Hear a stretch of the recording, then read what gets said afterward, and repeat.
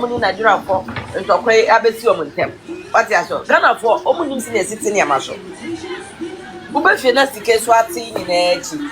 Oto ade na ka se ate so. There be na say yo, and a lot of fed ate so. Ni pa me nwen sa, wo ye den ade no so so to na ade ko. Oh, nti no name say sika na ka ba 40. NDC partner na business gurus no munyi omunyi so one say artificial economy na momo run no.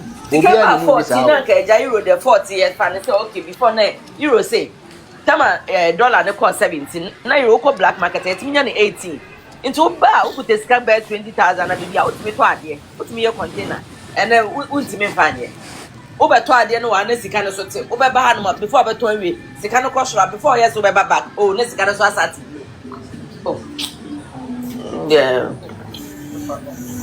ba same ba wo nim say NPP ni o nya NDC na wo ma NPP chi akai ana NPP na say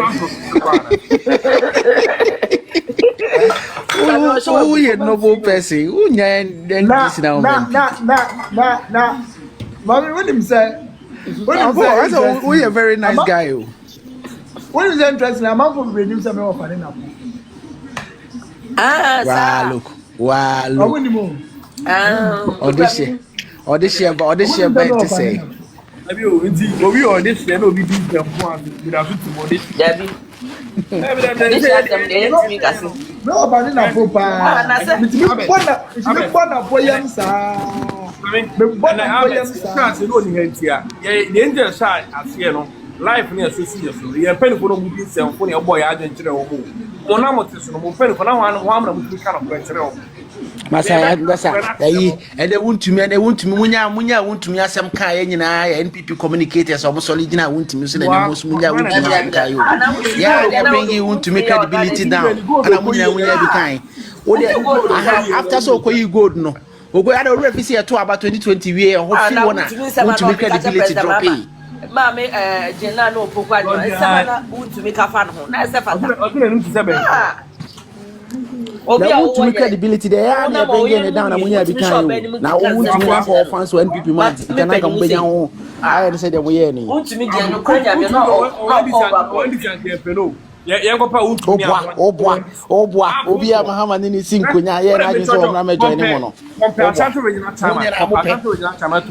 o munya na mo pe munya ne na kwesi di mo aba power nti na kwesi di mo aba power nti na wo kasa ajai Ultimi sabi o nipa okasi o ba ni se ebe jeno na mote asate se ba de etimi fa chai mama no mote party muma hawa kumsi boto asa ne koko so montment no mote party ema ayi fani say aboa papo dinsanfo montment fa ba papo antunifo kwamba kwa bronye this on kwamba Ghana TikTokers Aja NDC TikTokers na Wahu Sam George me kana asema mo se me mpena asem what does say yet kroma say o ka asem papa fo bi ho a wonte da but e be obey negative story about them right mbeti da na Sam George you defending sa uzu be share content creators I went me anton san free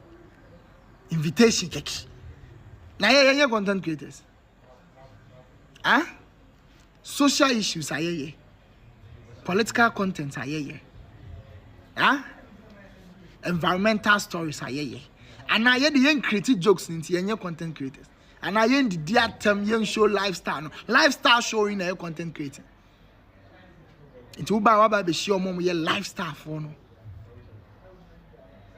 lifestyle for na be share Prissy one, there's a lady be a very Prissy one. Or criticizing with UTV. Now watching up and na Prissy one, my sister, and every Prissy one, the baby campaign amount. Uber call premise. Why? Only share say amount for Boamwa, Mumwa. So amount for Boam. At least you want to me more appreciative woman. How can you call content creators to meet them without your own people that has been communicating? I know any content creating today. Social media, the moment I'll be posting any content that related to a content creation. Some people are doing social political governance. Some of us, we are doing environmental stories, legal issues, security issues. Then we're doing and your content creating a day. And now young penti and you man send me one more coin, one more 50 more, one, double tap. That be sometimes you buy us, you create a serious content. But who your invitation? Who you free? You see, let me say this. Some of us, we love President Mahama, we love the party NDC, we love Ghana, we love everybody, right? That is how the BID come out from the year, Juma. And we will make sure that we will sanitize the social media. So can people phone start to social media and so on? Some of us, we prevented that from happening. And when I'm MPP, I toothless. So you sue the Jandam media and join news, money piece FM, and because of social media, you be dissolved. But you guys didn't appreciate us. We fair content. We went to Manfred. Just a meeting.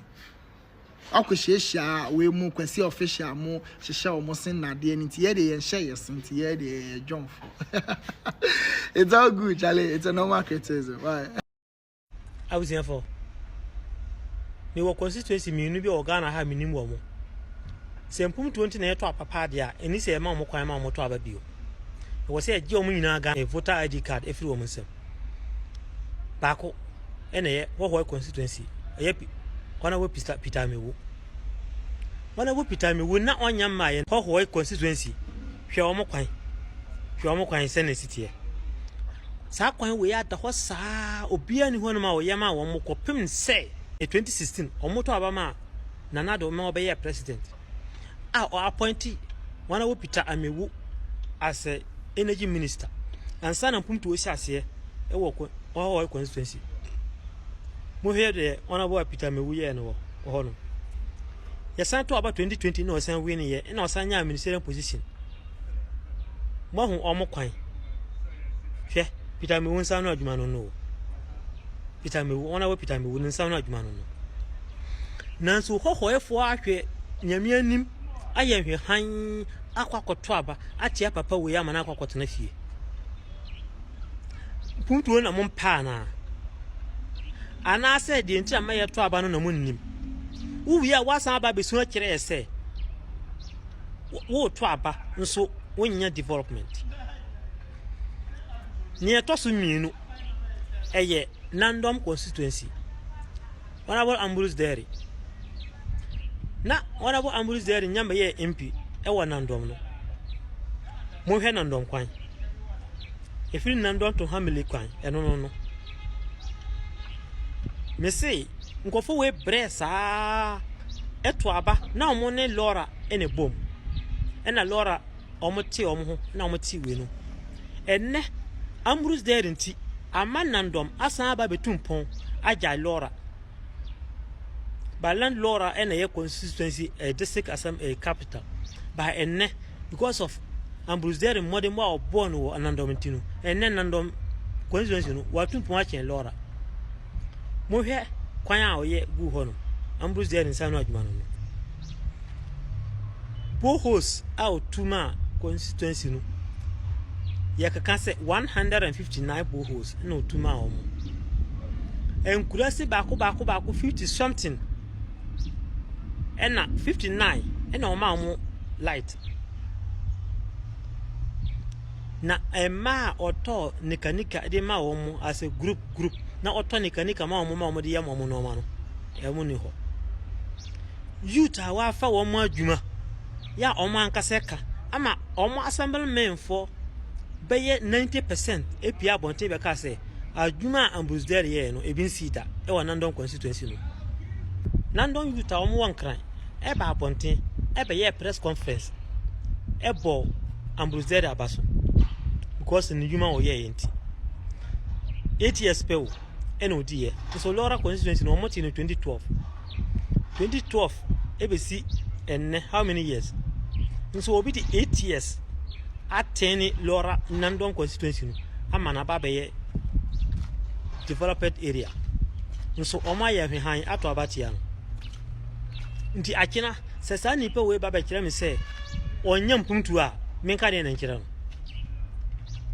se wo ho nti aba no wo to apempum tuo nti nipa no wo to aba ma no na se oba na onya adwuma mo pam no na se oba na oya adwuma mo mo ntana ho aden na ndom fo de na mo pe we na mo pe de na ndom hamle ene hohoefo ma di mo ho ya papa se sa nipa we mienu we ya mo ato aba tie no pa nti mun sunya tachimen south of 4 tachimen south of 4 so ona bo aje masa kosa mu eye 2020 no omo se yanja mu omo ti mi to aba no ma president mahama na mo ato ama aje masa kosa